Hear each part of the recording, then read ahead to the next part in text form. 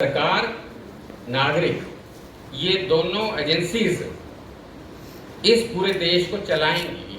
असल में प्रजातंत्र तब बनता है, अकेली सरकार नहीं चलाएगी और वो उसको अकेला छोड़ा भी नहीं जाएगा। नागरिक जो है वो अपना कर्तव्य निभाते हुए, अपने अधिकारों के प्रति सजग सचेत होते हुए, संघर्ष करते हुए सरकारों के ऊपर नकेल रखेंगे और सरकारें जो हैं वो उनको डायरेक्शन दी गई बकायदा कि वो संविधान के अंदर दिए गए कार्य को करेंगी। और ये सारा ये जो रिश्ता बनाया गया, ये जो संबंध बनाया गया, इस संबंध को सही तरह से निभाने के लिए फिर बहुत सारी संस्थाएं बनाई गई। उन संस्थाओं में संसद है जो कानून बनाती है, पार्लियामेंट भी जिसको कहते हैं, और उन संस्थाओं में न्यायपालिका है। आपका यहीं से जिला से न्यायपालिका का ढांचा शुरू हो जाता है। कोर्ट जो है वो डिस्ट्रिक्ट कोर्ट और फिर उसके बाद सेशन कोर्ट, फिर हाई कोर्ट, फिर सुप्रीम कोर्ट। ये ढांचा पूरा का पूरा स्वतंत्र है। इसके अंदर सरकार किसी भी प्रकार से छेड़छाड़ नहीं करेगी, हस्तक्षेप नहीं करेगी, दखलंदाजी नहीं करेगी। ये संविधान के अंदर लिखा गया और उसको अलग प्रकार से प्रावधान दिए गए कि आप अपनी स्वतंत्रता को कैसे सुरक्षित रख पाएंगे, कैसे उनकी स्वतंत्रता बरकरार रखी जाएगी, ये भी संविधान के अंदर बता दिया। और संसद का क्या काम होगा, कानून बनाने का काम होगा। और तीसरा काम जो है वो कार्यपालिका का है, मंत्रिमंडल और उसके साथ सहयोगी, यानी कि वो वास्तविक रोजमर्रा के काम करे। बहुत बड़े बड़े संघर्ष हो रहे हैं देश के अंदर। बुद्धिजीवी, पत्रकार, बैठा कोई नहीं हुआ चैन से। ये नहीं है कि वातावरण जो है वो बिल्कुल संविधान के विरोध में अगर बना रखा है क्योंकि सत्ता है, इसका मतलब ये नहीं है कि स्वीकार कर लिया लोगों ने। नहीं, लोगों ने इस बात को स्वीकार नहीं किया है। अधिकारों की लड़ाई जारी है, उनके सपनों की लड़ाई जारी है। ये बात आज समझिए, आज बच्चे बच्चे को, बहुत लोगों को ये बात पता है कि भाई देश के अंदर गैर बराबरी, आर्थिक गैर बराबरी इस कदर बढ़ी हुई है। जो आंकड़ा मैंने बोला ये कितने ही नौजवानों को पता है। अभी मैं बस में जिसमें आ रहा था रोहतक से चल के, 3 नौजवान इसी पे बहस कर रहे थे। वो नौजवान, और वो कह रहे थे क्या दिया पिछले 11 सालों में। ये थी उन नौजवानों की बात। क्योंकि आज एक विशेष अवसर है, वो प्रधानमंत्री जी आए हुए हैं, तो उसके कारण से चर्चा चल पड़ी जगह जगह पर चर्चा। इसी हरियाणा की बसें जो है वो उधर लगा दी। हमारे जैसी सवारी जो बस में बैठ के आनी थी, 2 घंटे तो पहले इंतजार करो, क्योंकि बस ही नहीं है आपके पास। इसलिए चर्चा थी बस के अंदर। तो इसका मतलब ये है कि लोगों के अंदर असंतोष है। लोग वही मांगना चाहते हैं, वही देखना चाहते हैं, अपने जीवन काल के अंदर देखना चाहते हैं। निर्माताओं ने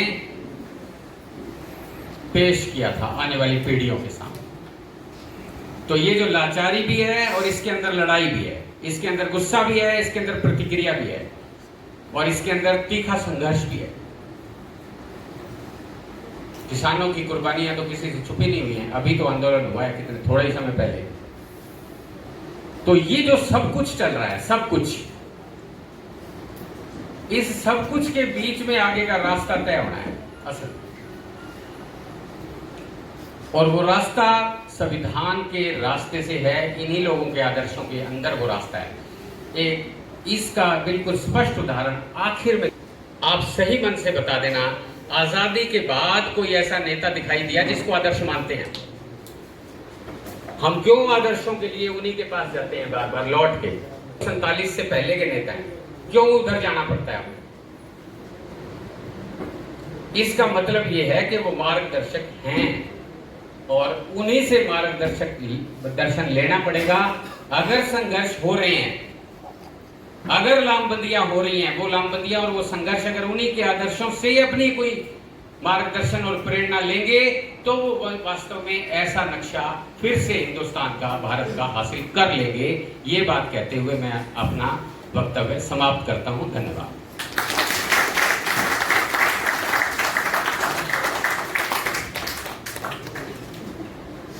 साथियों, अभी आपके बीच में जो आज का हमारा विषय था आज के सेमिनार का, अंबेडकर एवं संविधान, उसके ऊपर साथी प्रमोद गौरी ने विस्तार से चर्चा आप लोगों के बीच में की है। उसके बीच में हमारे पास मतलब काफी सारे साथी आए हैं जो अलग अलग जन संगठनों से जुड़े हुए हैं। तो साथी बलराज सिंह है, रिटायर्ड कर्मचारी संघ के जिला अध्यक्ष। साथी कृष्ण शर्मा स्टेट के डिप्टी जनरल सेक्रेटरी है। नरेश कुमार जी हमारे बीच में पहुंचे हैं, सर्व कर्मचारी संघ हरियाणा के महासचिव है। साथी कृपाल सिंह रिटायर्ड कर्मचारी संघ के नेता है। साथी अशोक भाटिया जी समाज सुधार का काम कर रहे हैं हमारे बीच में। नीरज अरोड़ा जी हमारे बीच में अपनी टीम के साथ पहुंचे जो कि LIC के जोनल सेक्रेटरी हैं। साथ ही जोगेंद्र वाल्मीकि जी भी हमारे बीच में आए हैं जो कि कांग्रेस के प्रवक्ता हैं। जिले सिंह पाल जी जो कि CPI के सेक्रेटरी हैं। साथ ही VV अग्रवाल भी हमारे बीच में है। साथ ही जगमाल सिंह स्टेट प्रेसिडेंट है अखिल भारतीय किसान सभा के खेत मजदूर यूनियन के। जरासो देवी पार्वती तनेजा जी जनवादी महिला समिति की नेतागण है। ये तमाम के तमाम लोग हमारे बीच में आए हैं। तमाम साथियों का दलित अधिकार मंच हरियाणा जिला करनाल की ओर से हम स्वागत करते हैं। और साथियों मतलब बारी आप लोगों की है कि जो साथी इस परिचर्चा में मतलब भाग ले सकते हैं, जो लेना चाहते हैं, जो मतलब अपने सुझाव देना चाहते हैं, वो साथी अपना नाम दे दें। तो साथी बलवान सिंह जो कि इंद्री से हैं और रिटायर्ड कर्मचारी संघ के प्रधान है ब्लॉक इंद्री के, वो साथी अपनी बात रखना चाहते हैं, वो साथी आए। साथी बलवान सिंह।